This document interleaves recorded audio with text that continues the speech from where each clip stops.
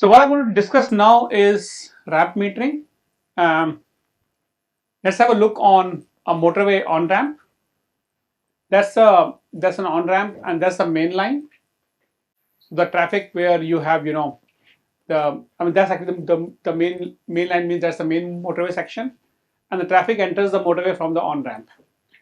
Now generally, obviously, when this traffic is going to enter, it's going to merge on the main line, and that merging is going to cause disturbance. The lane change is going to happen. It causes disturbance, and that is one of the bottlenecks that you have on the motorway section, which you have seen also in that video. Now the goal is to improve the mainline flow through appropriate regulating the inflow to it. So what you do is you basically put a traffic signal there just at the on ramp, and you say I'm going to let only one vehicle every green time I give to it. So that's what you do. Very simple concept here. And by doing so, let's say if you only let one vehicle enter at a time, instead of letting all the entire bunch, that one vehicle, when they enter, they will try to find the gap and merge in a zigzag manner after a while. That is just to smooth the entry so that I do not have unnecessarily lane change or unnecessarily breakdown at the merge area.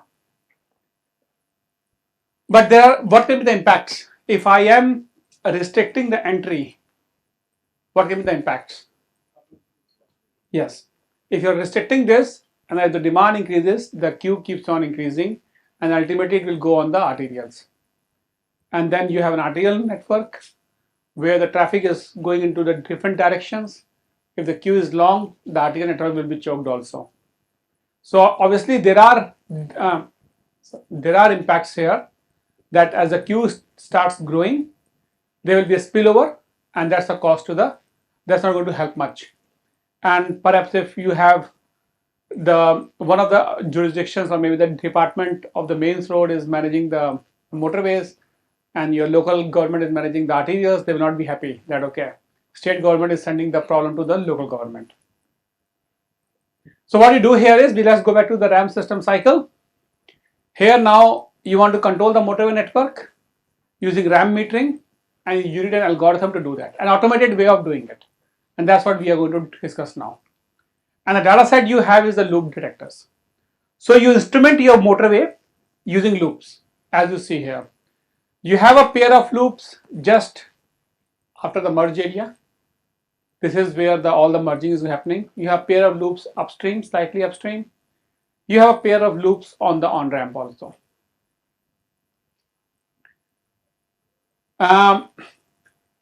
Generally, you only need this pair of loops, but you also put additional pair of loops upstream just to be in a more of a fail-safe approach. If this loop fails, you can take the proxy from that one. Because you are investing a lot on the motorway on-ramp, it won't cost you much to put one more pair of loops just to have a fail-safe approach. So the way it works is, imagine that is the main line. All these are the on-ramps. So if this is the one where I have the congestion happening or about to happen, I will initiate my ramp metering on this one. Others I don't have to worry about it. I will initiate here. We call that as a local ramp metering. You're locally controlling one of the ramps without worrying about the other ones. One of the algorithm which is widely used is a linear algorithm, which is given by the equation here, where R is the ramp metering rate, the rate at which you will let the on-ramp vehicle enter the main line. So metering rate. Let's say I have a ramp metering rate of 900 vehicles per hour. Then how many vehicles you will allow to enter the on-ramp every second? Or what should be the headway of the vehicles to enter the on-ramp? I'm asking this question. If the flow rate is 900, what should be the headway? 4 seconds. So headway is inverse of the flow rate. So 900 vehicles, so 3600 divided by 900 is 4 seconds. So you will have a 4 second as a headway, right? So So that's how you define how you want to let them go. So your flow rate at time k is the flow rate of the previous time plus you have some knobs attached to it. So you will say, I need to make some decision. So the decision I'm going to make is, I might think of one of my target occupancies. It can be critical, it can be something else. I will think of a target occupancy. The closer I am to that occupancy, and if I'm less than the occupancy, I will let them more to go in. If I'm more than that occupancy, I will start restricting them. So if you look at this equation, you have it is. So your desired occupancy is this O hat. And this is the occupancy you are observing at that moment of time. A smoothed occupancy, not the raw occupancy, a smooth version of it. You're observing at that moment of time. So if this thing is positive, you can increase your flow rate from the last one. If this thing is negative, you have to decrease your flow rate from the last one. And KR is just a knob, a regulatory parameter, like how sensitive you want it to be. Higher the KR, more dramatic change you're going to have. Lesser the KR, the less dramatic change you're going to have. Are you okay with this equation? It comes from the control theory, but it's a very simple equation. It's already implemented. Alinea is an implemented algorithm. Or when how often is how frequently you make the decision. It can be every 20 seconds, every 60 seconds. So we can take a decision every 20 seconds. At the time case. So let's say I made a decision now, I'm going to make a next decision. I'm going to make a next decision. Because this is going to change the flow rate that I want to let them go. But that flow rate, I use that to define my signal timings. So the way it works is, let's say flow rate was 900 vehicles that come up, right?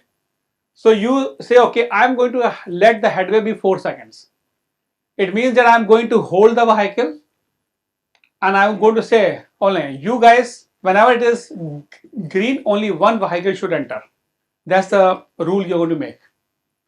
So you're going to let only one vehicle to enter. So if you 4 seconds means you're going to basically give a green for a while, then you're going to give a red as long as so that the 4 seconds is maintained. But this is not like a red signal you see on the intersection where the red is for long, green is for long. No, no, no. It's a green coming for let's say for certain time, and you have already made a condition that only, let's say, I think I have it somewhere. No, not a photo. It's already written there. One vehicle per green, per lane. So if you have 2 lanes, you let 2 vehicles enter, but only when you give one green. The only in each cycle.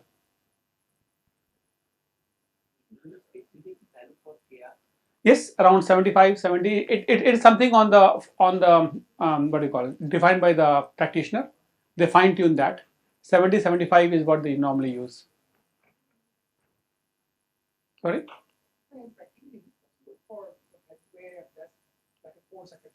Yes, that's what I'm saying. It's like this.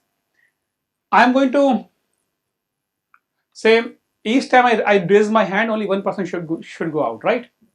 And I'm going to raise my hand after every 4 seconds, and only one person will go out. That's what you're doing here. You are saying for each green, only one is allowed. I'm going to make a green for 2 seconds, then I'm going to make a red for the other 2 seconds. I'm going to make a green again. So I change my cycle time to 4 seconds. And I'm saying each time you see a green, only one person should enter. That's how you maintain the headway. And that's another example of how you maintain the flow rate with the headway.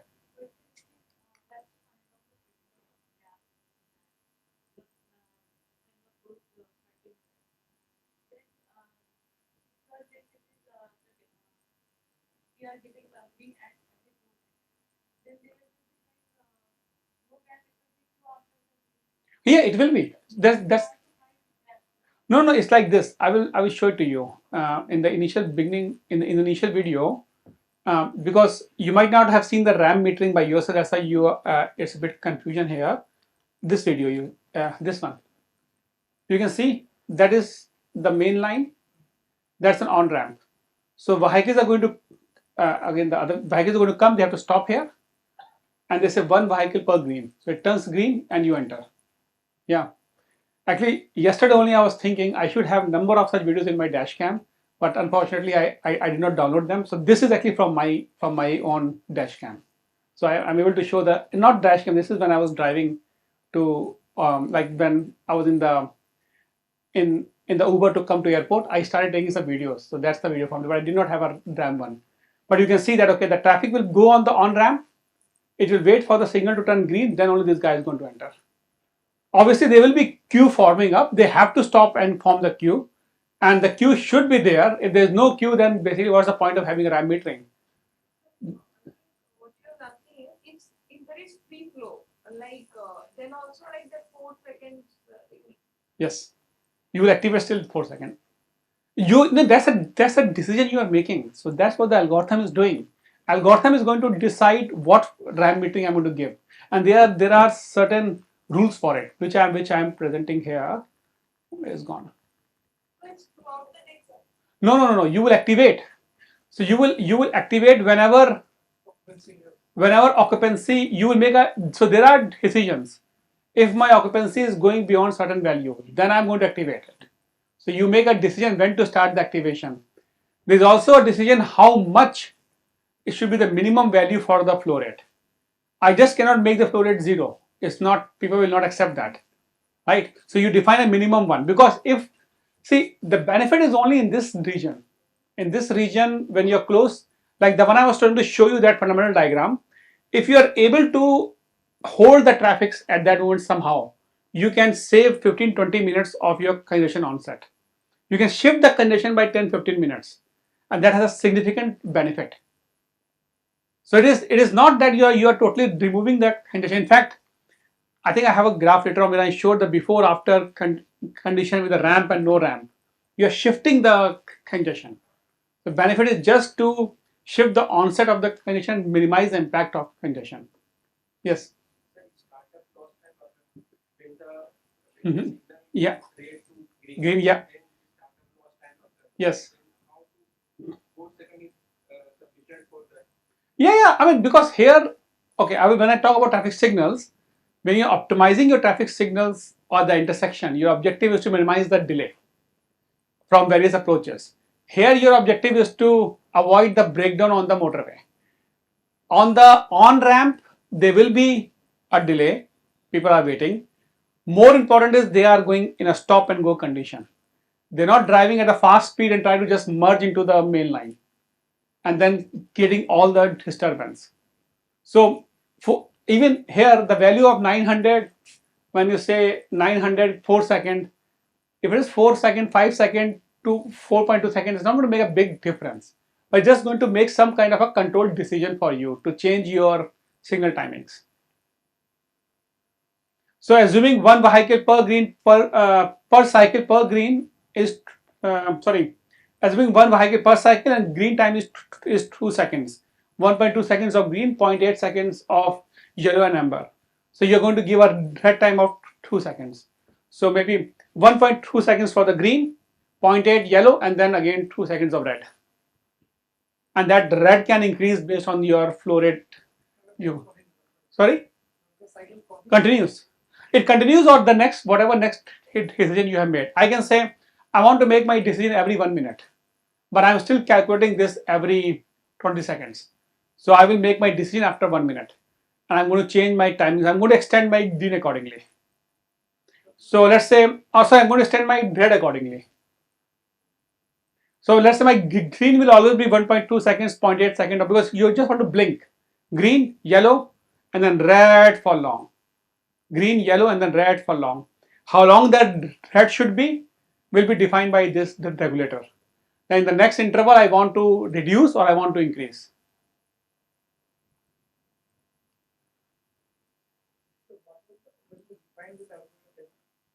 Our objective was very clear, right?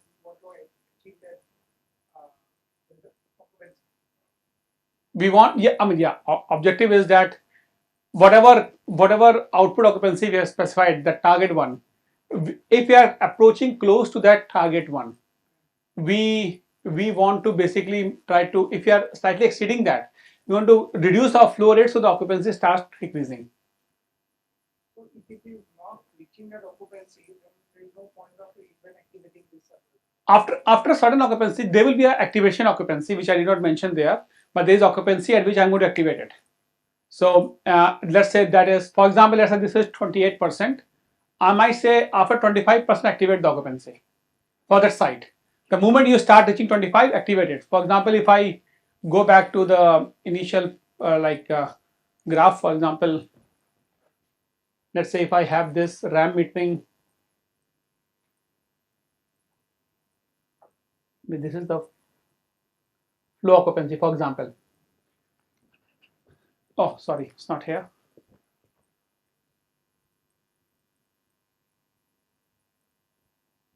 Let's take this as an example, right? For the names, I'm not going to activate RAM metering. I'm saying I want to activate whenever I reach maybe 15%. For example, I'm just taking a number.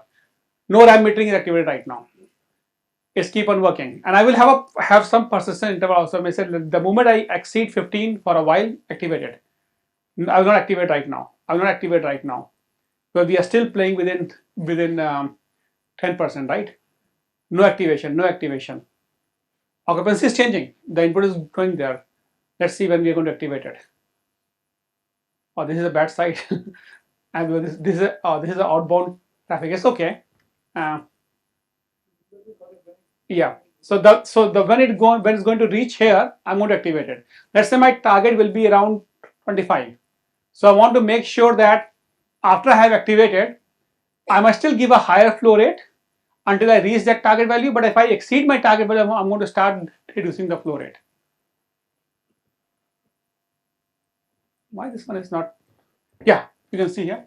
But this is a totally different side. I will, in this particular case, this is the totally different side. I would have made it, let's say, much less than that. I should go to some other side. This is not a good side to explain. Anyway, you understand the concept, right? What I'm saying to you. So you have a activation occupancy that you define for the site, and as you reach your target one, so in that equation, if you look at the equation,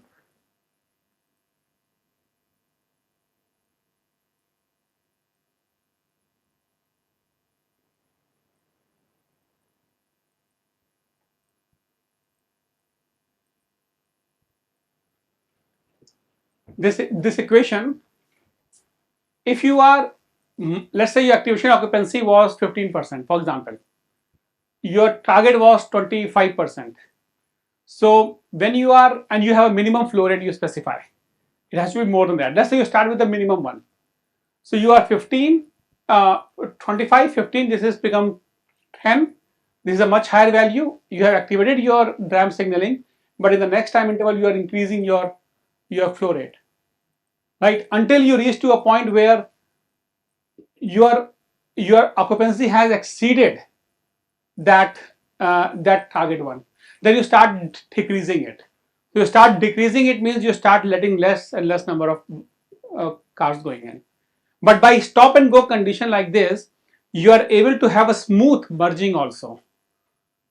You're not letting 10 vehicles go all of a sudden and try to merge it, and then that is going to create some shock in the system. One vehicle is easy to merge compared to 10 vehicles, right? I have a small question, sir. Yes. Online. Yes. I mean, does this thing headway on the main motorway has also to be taken into account for activating the RAM metering? No, because on the main motorway, you are trying to activate the RAM metering when the traffic is heading towards congestion. So your occupancy is the one you are taking into account. Headway is the flow value, right? So you're not taking into account the flow value, but you're taking into account the occupancy value.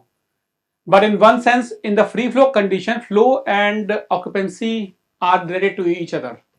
And headway is not what you are counting. You are not estimating headway. What you estimate, or sorry, you are not measuring headway. What you are measuring on the main line is just the occupancy and the flow. So you use occupancy as an indicator to make the decision, not the flow. The reason why you're not taking the flow is, if you look at the fundamental diagram as shown here, you can have a lower flow for a lower occupancy and a higher occupancy.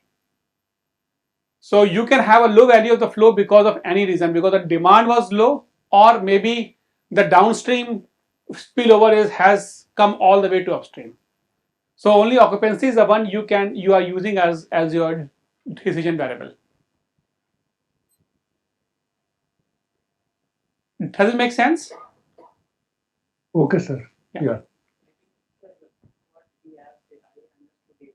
Yeah. In the mainstream, there is no sufficient gap between the vehicles. Mhm. Even though we allow first vehicle, he is unable to enter into that. After 4 seconds, next vehicle will be open. Automatically again the train may start. If you are in that stage that the gap is so low, you're already congested. If the gap is very small, like if you're really traffic is congested, you are already in this region of traffic, right? But you're not measuring headway on the mainstream. What you're measuring from the loop is just the occupancy and the flow value. So you're getting occupancy every 20 seconds and the flow every 20 seconds. So, and occupancy is a good indicator for the congestion, because this is always going to increase as the traffic is going to increase. But my headway can be high for no very low demand or very high demand, which has caused the congestion. So I will not use headway as an indicator, because this is going to run 24/7. If something happened downstream, a spillover has occurred, and that spillover might show that my headway is much larger, but that is already congested. So you are talking about this region, and you will not activate. I mean, basically, that's not a. Sorry. That situation will not be long gap. Mm-hmm. That will be long in the. If it is more congested in the mainstream, we will not follow the same cycle. Lower. Generally, the moment you are in this region, RAM metering is not going to make any big impact. RAM metering impact will be only in this portion of the curve. If the things are congested, whether you allow 10 or you allow 5, it's going to make a big impact. That point is already congested. I mean, things are already bad. I mean, if you allow 1 or 2 extra, it's going to make sense. Benefit is only in the beginning, only in that part. The actual benefit is there only. So that will change the shape of the curve. Which curve? No, the curve shape will not change. It's just that the data point will still keep on moving. If we do rapid Mhm. It will not change. This is the shape of the motorway section. Shape will, because shape will change if I change the speed limit. We're not changing the speed limit here. If I would have changed the speed limit, I think what you're saying is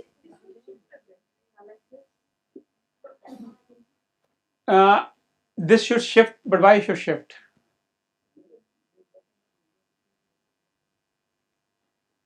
So like this side indicates the condition, right? Yeah. So if we are improving on this section, so this should be more as compared to the condition. The thing is, this shape, as we have seen the other plots there, I'll go back to this one again for us for understanding.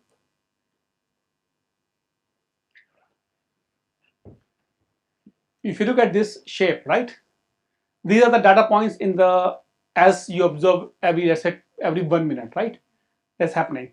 So this fluctuation will be, or you will be fluctuating in this range more if you activate the ramp, but you will be still in the range. You will not go there, but after a while you will definitely go there because your traffic demand has increased. So shape will not change, but the amount of time you spend in this region will be higher. So yes, if I think from your point, was saying that I will have more dense data points there compared to other. Yes, for that day, I will have more data points here compared to there. And that's what we want. We want data to fluctuate in this region only.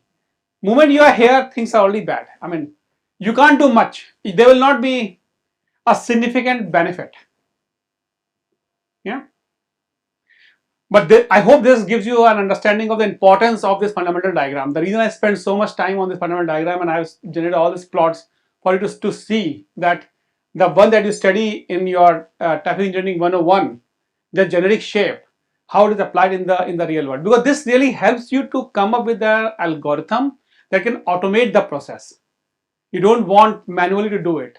let the algorithm do it, and you have some knobs to adjust. Like the knob there is KR. What should be the value of KR, how sensitive you want it to be. The knob there is where you want to target. Should that be, in this particular case, I don't know, like if I zoom it in, if I go on this side, oh, whatever it is, should that be 20 seconds, 25, sorry, 20%, 25%, 30%, is totally up to you. And the that's where the practitioners have to make their direct judgment. But this one that you see in this plot, different sites have a different characteristic, so you cannot have one value for all. But at this stage, generally they are one values for most of the sites, because practitioners, like when they set it up, they do not change it regularly. It's very hard to change that. So in this particular case, it is somewhere maybe around 18% where you have values, right? You have enough of loop detectors available. If you have, You have all the prices enough loop detectors. mm-hmm. The occupancy can be measured everywhere. it Hence, you can have a customized yes.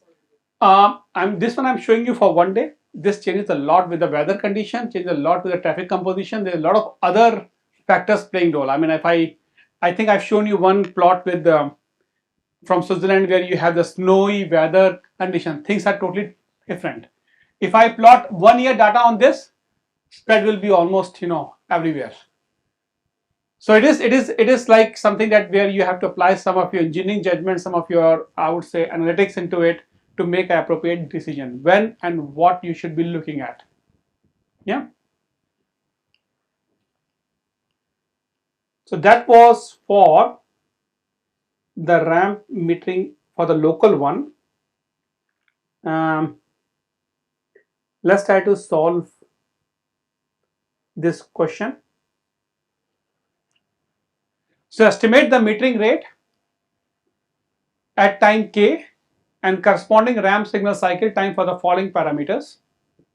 The metering rate was 1000 vehicles per hour. KR is 70. The target occupancy is 28, but your occupancy is 30. What should be the metering rate? I'm not giving the equation here. I have removed that one. So it was, but again, you can remember that equation. The next.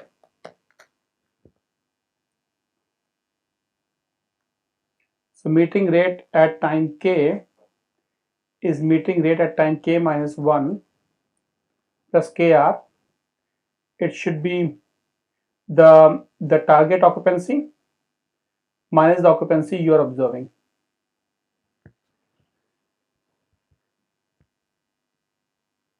Think like this. I mean, if you don't remember the equation, think like this. If this thing is positive, you are less than the target occupancy, you should be increasing the metering rate, not decreasing it. Here, keep in mind that occupancy should be expressed in terms of values, actual value, without worrying about the percentage. So it should be 28 or it should be 30. It should not be 0.28 and 0.3. If you're putting it at 0.28, 0.3, then this KR you should be reducing it to lower value. So what should be the metering rate here? How much? 860 seconds, right? So 1000 minus 140, right? 860. What should be the headway? 3600 divided by 860. 4.18. So you should have a cycle time of around 4.18, and your, let's say, whatever the green time of, let's say, is 1.2 seconds, then the corresponding should be the red. Straightforward, right? Okay, good.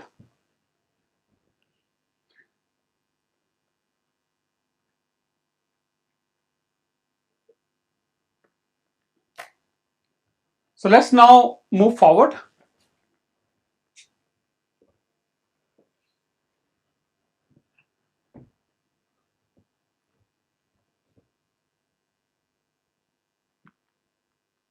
Yeah. Obviously, when you have put a ramp metering here, the demand is increasing. Your metering rate is going to keep on increasing, and you are going to have a queue formation here. At certain point, the queue will spill over. Spillover means it goes to the arterials, right? You don't have enough storage capacity on the on ramp. What can you do here now? What will you do if you are the operator?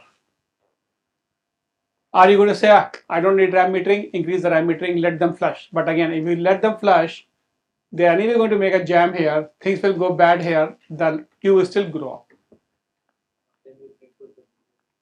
Then you can control the, means the arterial for the upstream. Then you might like to think about, okay, yes, I cannot do anything here. I cannot flush it. So what I will do is, I go with a coordinated ramp. That's what you do. So you say, look, I have a spillover happening here, or I'm close to spillover. Let's say if my storage capacity, or if my capacity of the, also just if my queue length of this on ramp is 80% of my storage capacity, or 60% of my storage capacity, I'm going to trigger another on ramp upstream, even though that on ramp upstream has not reached its initial condition to be activating the on ramp. So now you are linking these two together. So what normally you do is you define your zones, zone 1, zone 2. So these zone 1s are going to talk to each other, zone 2 will be talking to each other. And then generally these zones are defined based on the jurisdiction, who is controlling what, right? That's how they are defined. Maybe a specific department is handling that many motorways section, other one is handling the other one. These guys are going to talk, the other guys are going to handle that way. So the moment this is having a bottleneck and the queue is exceeding, so basically the point here is your spare capacity is decreasing, then you're going to call this as a master, and the master is going to recruit slaves, slave 1, and they said, okay, now because I do not have enough capacity, I need to increase my flow rate. Can you reduce the demand coming from upstream, so that at least my main line is having some relief? So that's how this upstream one will be activated, and they start controlling the input demand. But at the end of the day, the demand is going to enter from these on ramps only. It's not going to be coming from the sky. They will be entering from there. So that's how you control it. So now you have different parameters to consider. When I am going to activate this, when I am going to ask the downstream one to be activated, and when the downstream one will say, no, I cannot activate it, or so, I cannot be your slave, I want to make my own decision. That will depend on what's happening on this guy. If this guy is getting congested, you then say, oh, let me recruit another slave. But I'm not your slave. I will be my own master. I will be having my own slaves. Because these are the way you have certain heuristics to talk about, and you have to adjust the parameters when to make that decision, and that's the way you coordinate on the ramps. So quite often when we are driving on the motorway, we try to enter the motorway section.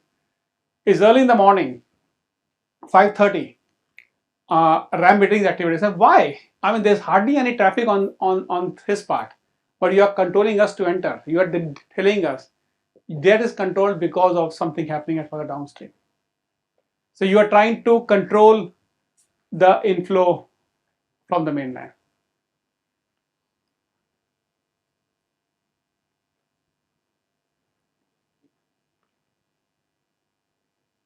So these are points which is mentioned here, the concept of master and slave.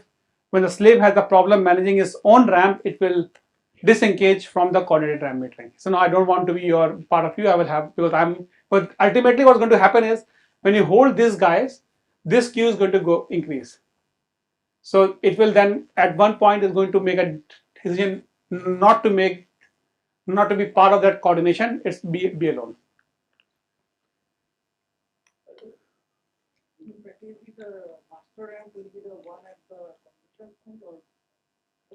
So master is the one whose queue is about to spill over to the arterials. Because when you are holding this, see what's going to happen is traffic is going to enter from all these ones, right? And in the morning, let's say everybody wants to go toward the city center.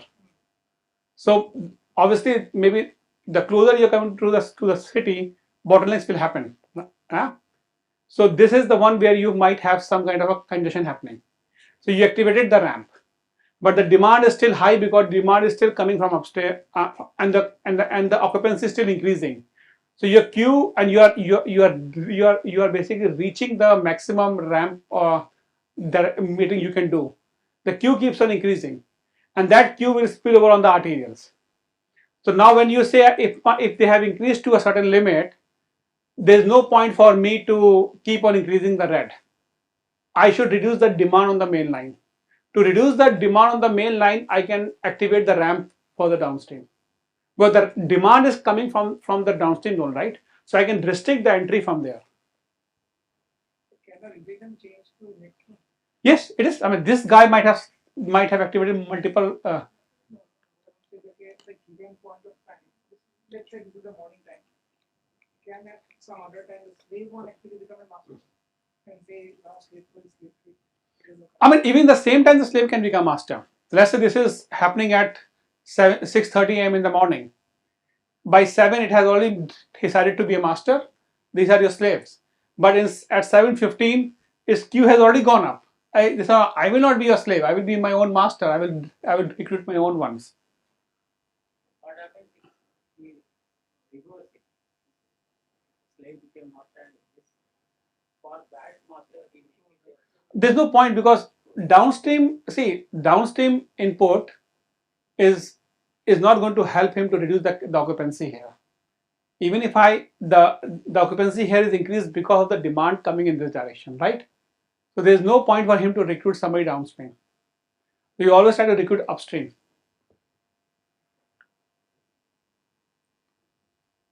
Now these things are effective in that critical half an hour time period, making a big impact. They can reduce the onset.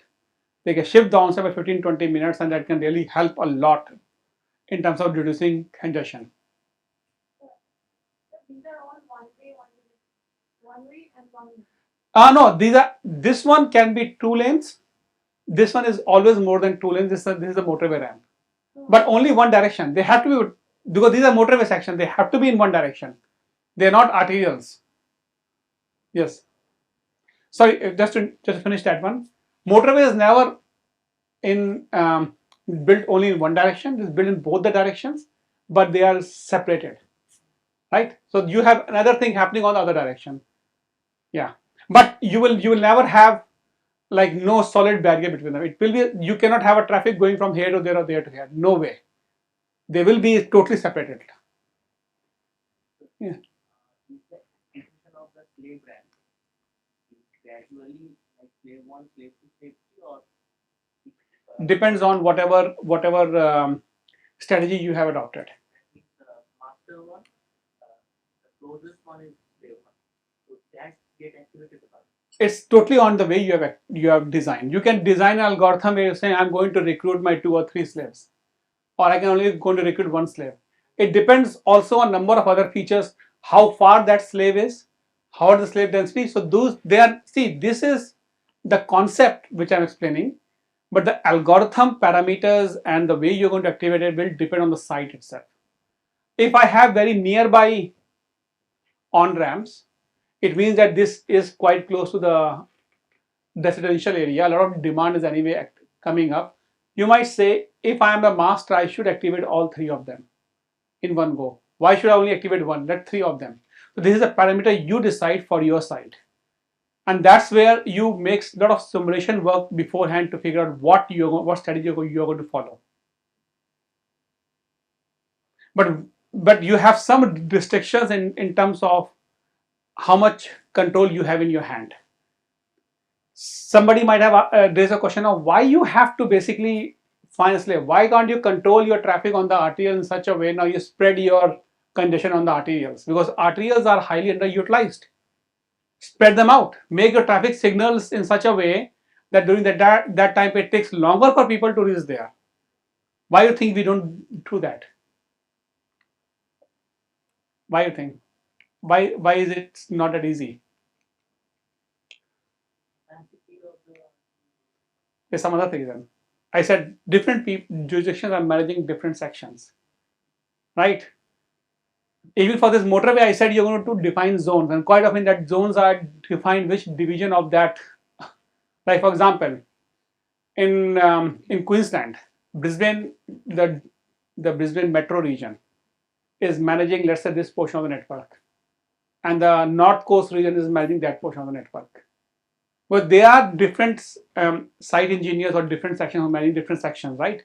And the way they have been hard coded might be that they are separate. So there are some physical barriers attached to it. Similarly, RTL will be managed maybe by the city council. So that might be using some other system. So it becomes hard to do it. It's not impossible. I think Brisbane has done an excellent job for emergency vehicle preemption (EVPs), where all the jurisdictions have talked to each other. So when you want to run an emergency vehicle, irrespective of the fact whether it's a network by agency A or agency B, they are given a green wave. So they have done the changes in their software to handle that one. But yeah, it's also more complicated how to control the RTUs. RTUs is a totally different beast. Different users, and it's very complicated. So it's not easy thing to do. That's an area of research which one of my PhD has just started to see how we can integrate the nearby RTUs with the on ramps. So with the RAM metering to have an integrated network-wide control. So what control logic you can bring into that part. So if you're interested to do a PhD, that might be one of the topics to look at. Yeah. The RAM metering works only in one way. Hi, sir. I just have a small doubt. Okay. We go with online, then I'll come to you. Yes, please. Yeah. So here we are seeing. Is it an imaginary thing, or are there any real world examples where we'll be going with this master and then slave ramp meters? Mm-hmm. Like, could you give some examples, because I'm not understanding what is actually happening? And are these ramp meters and slip roads both are similar or different? Okay. Mm-hmm. These are not slip roads. These are RAM meters. So I will come back to, maybe I will show you. So this, I mean, whatever I'm telling you is the one that we have developed and implemented in the system. So it's already implemented within the Department of Transport and Mains Road. If you look at,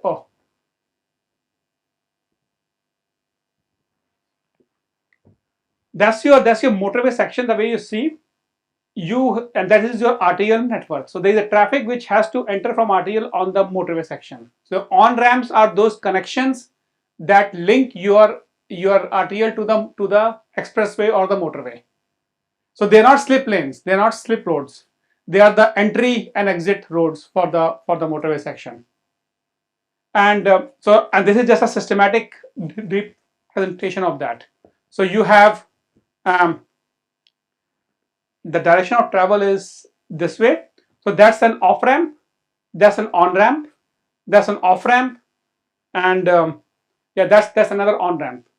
Generally, you'll not have an on ramp from the right hand side, but this is a special case where this is so there is a toll road tunnel. There's an entry from the toll road tunnel joining the motorway section. So what's happening is you are trying to control the traffic entry. So you are only controlling the entry point. So there's only one on ramp shown here. You control the entry point there. Does it help you to understand? I know it's hard to imagine if you have never been like overseas where this is activated. But think of, let's say, an expressway in India. Let's say Delhi Jaipur expressway. It's a long expressway, and you have an on ramp also, and so you have a ramp entering and you have a way to exit also. So those are things we are talking about. Okay, how far can this ramp meters be placed on a motorway, like ideally? So this depends on where your ramps are. So generally, when you are close to the city center, you have more ramps. Further away from the city center, you have less ramps. So this all depends how long the motorway section is and what is the land use pattern nearby. But generally, they are, let's say, every couple of kilometers. So your on ramp and off ramp might be, let's say, every maybe 1 kilometer or 2 kilometer.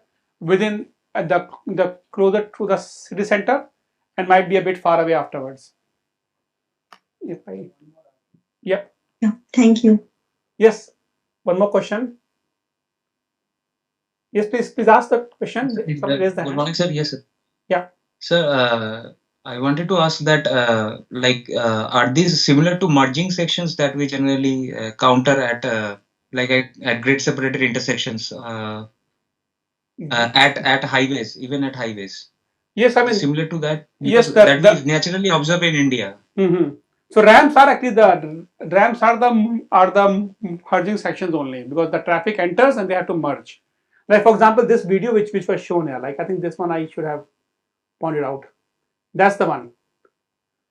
The one you showed here in the beginning. Wait, full screen.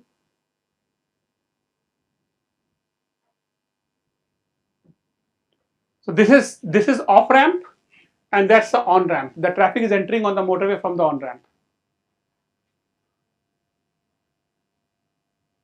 And this is an on ramp for the, oh, sorry.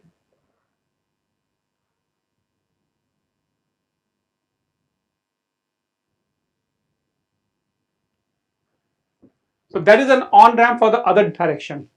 So you can see that they are two separate. Motorway is never built in one direction, but they are grade separated. They cannot be. There's no way you can move from one to another direction. Only through, if you have to come here, you exit, and then you might have an interchange to come back, and then you enter here. That's the way. And I think we have number of expressways now in India, and those interchanges are there. They are really like big interchanges. I think last time when I was driving like with my friend on from Delhi to Jaipur expressway, right? It's a very beautiful expressway. Like how many, 5 or 6 lanes are there? Sorry, yeah, it's really great. Thankfully, there was not much traffic.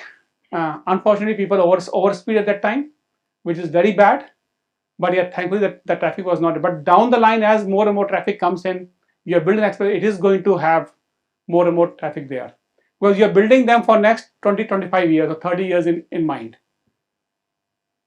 But in urban area, so when outer ring roads or peripheral ring roads will be there. But along with that, service roads will be connected. Yes, yeah. So means hardly to connect to the outer ring roads or motorways. The distance it will be 10 to 20 meters. That's it. So In normal. India, there is So when you say distance, like you're saying, for example, here to there, even how much is the distance? Maybe 50 meters. This is an intersection, right? And that is from US expressway. So from this intersection, you have some that's an on ramp going there, right? So this on ramp might be only 50 meters. So you will not have a long connection anywhere. You only need a short connection, because what you need is, what later on you need a slightly what do you call, acceleration lane, that the vehicle has to accelerate once they come in. So if this traffic is moving at 100, you can see here, that's the connection. But this whole lane that you see here is acceleration lane. But in that video itself only, I think underpass is also there. Underpass is also has been completely affected. Means it is going to affect the entry to the ramp. That's fine. Yeah, it will affect that to them. Yes. So we should be having control with respect to all this. That's why it became very complicated, and this portion might be controlled by, and this portion might have a totally different traffic. So your control objective here is different. Only thing you can control is your ramp your main line and your ramp. Quite often these intersections are also controlled by the same jurisdiction.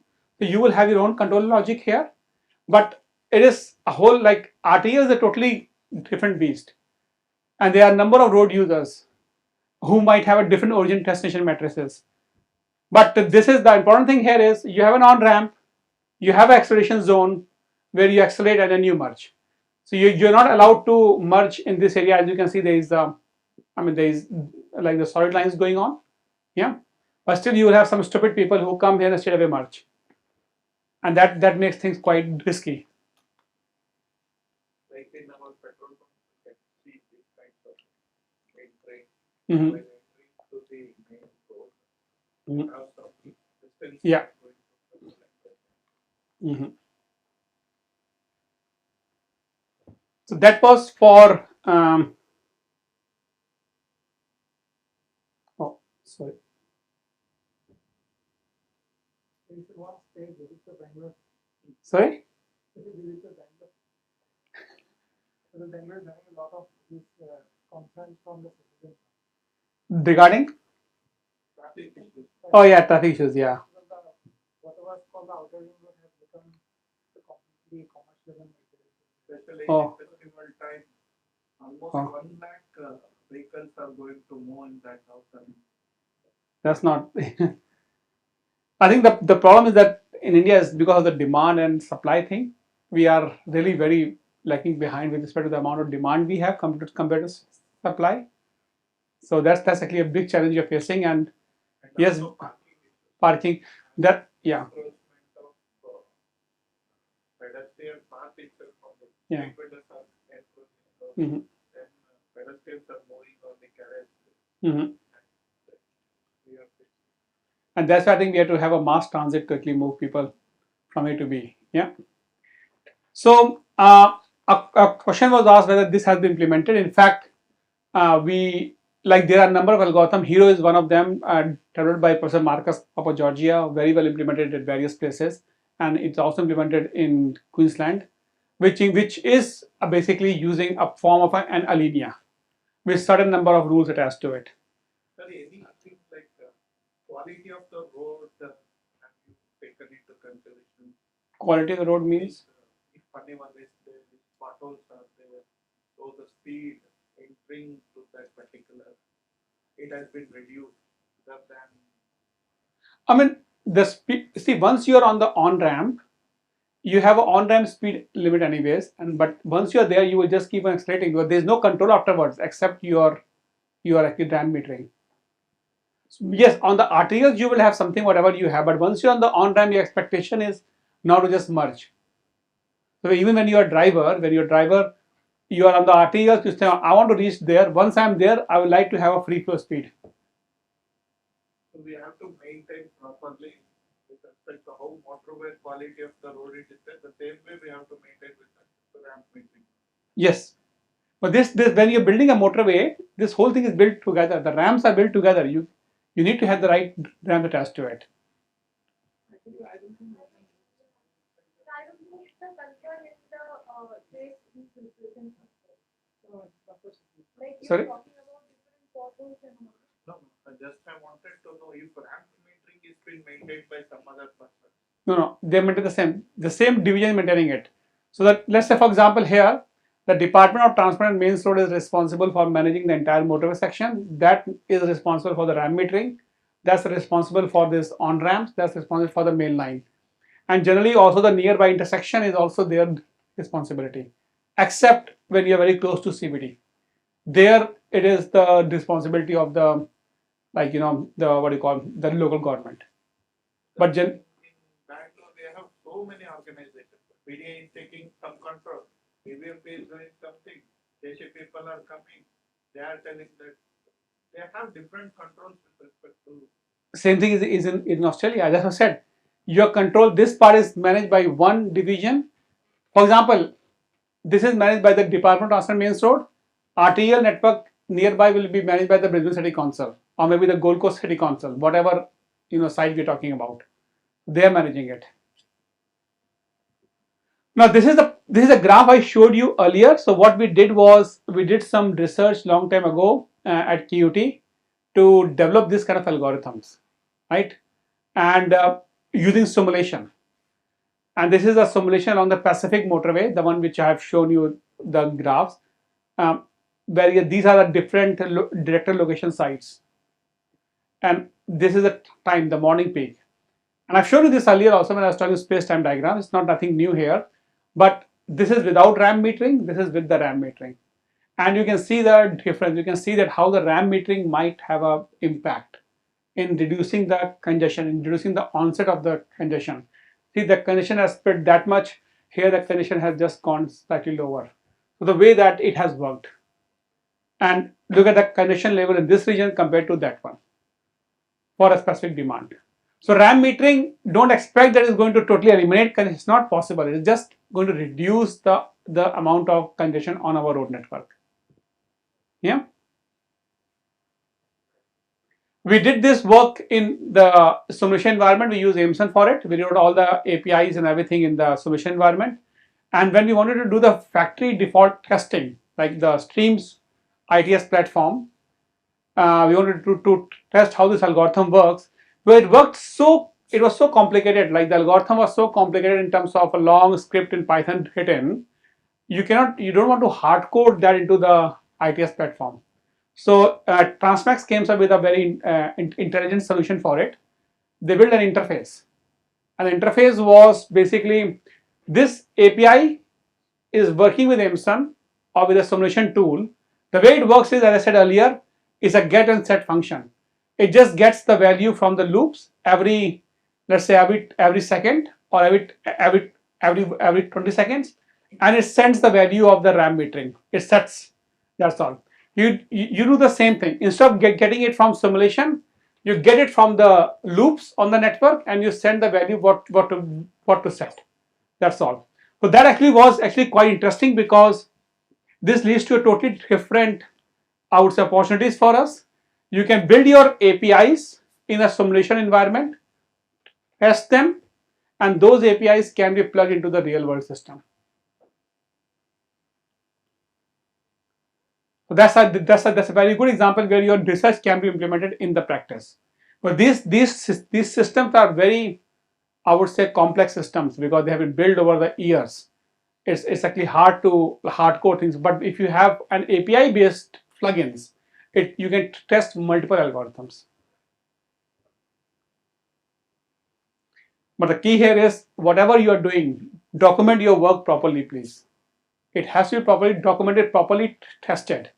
And other thing you have to do is, you have to put a fail-safe layer on it.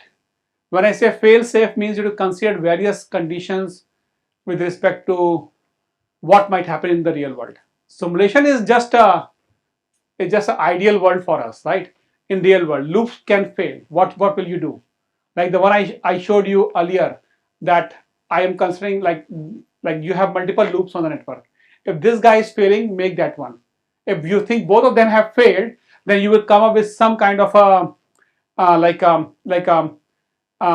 default metering rate to make some decision. So that fail-safe layer has to be added before it can be implemented into the real world. And that's what I would say, masking that normally practitioners have to do before they implement it.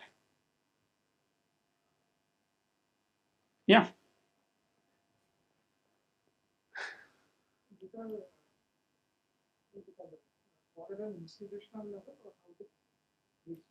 Oh, this one is actually built by the Department of Transport and Mains Road itself. But this Transmax, the stream system in itself is a separate, I would say, division where department holds a major share. And this is now a company which is selling the tools. It is implemented in Queensland. It's implemented in the city of Perth.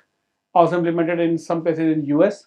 So it is basically a system. And I think this is the strength of this system is, it is an ITS platform where you can manage both motorways and arterials. That's the strength of this system. It's a legacy system. It's quite was built over the last number of years. So, and all these systems are normally built over a number of years. You don't build them on day one. And when you build over a number of years, they come up with their own baggage. You can't change things like this easily on this one, because they are some parts is very well tested and is already hard coded and is already there. You just cannot say, I want to change this tomorrow. It takes time to actually enhance us to bring it to the next level.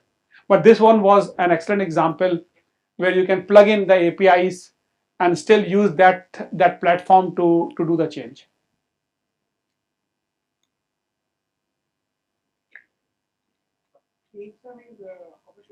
Yeah, it's completely. If you're a PhD student, it is. I think for undergrad students it's free, but this is just a software tool. It's a very good software tool where it's a software package where you can perform micro simulation, macroscopic simulation, and also macroscopic simulation.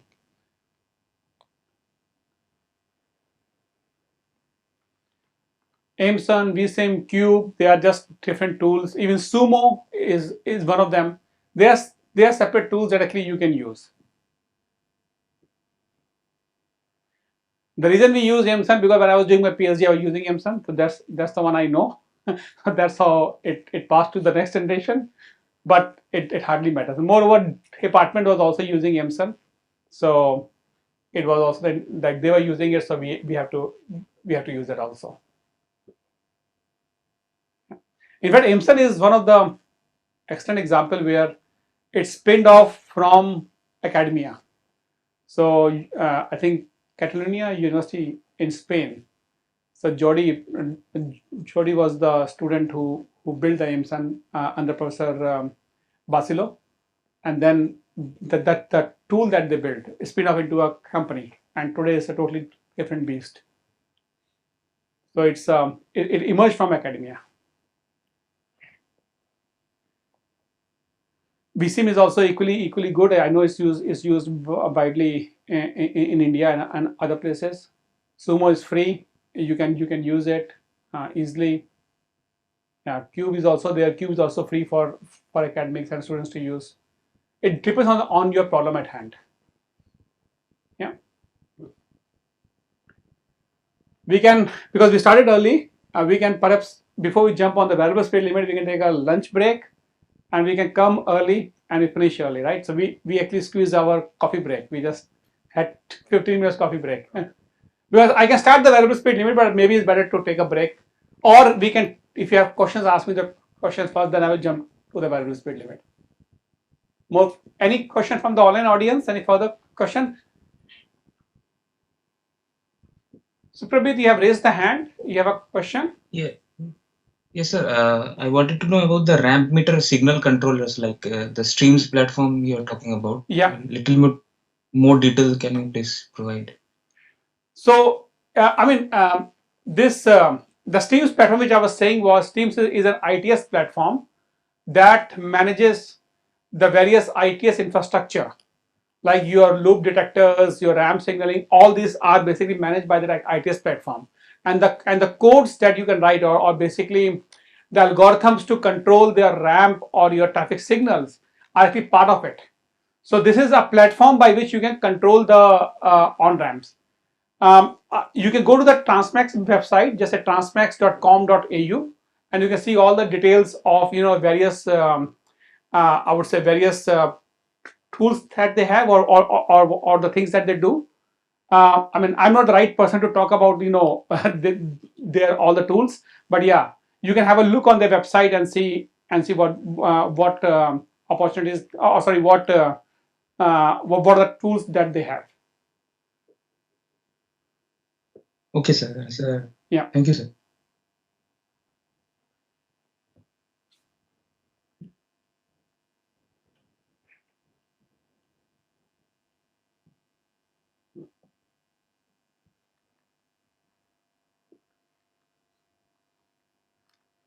Yeah, maybe we can take a break now.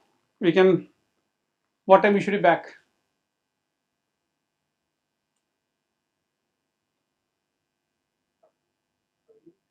Early is better. Yeah, we should not take a long break.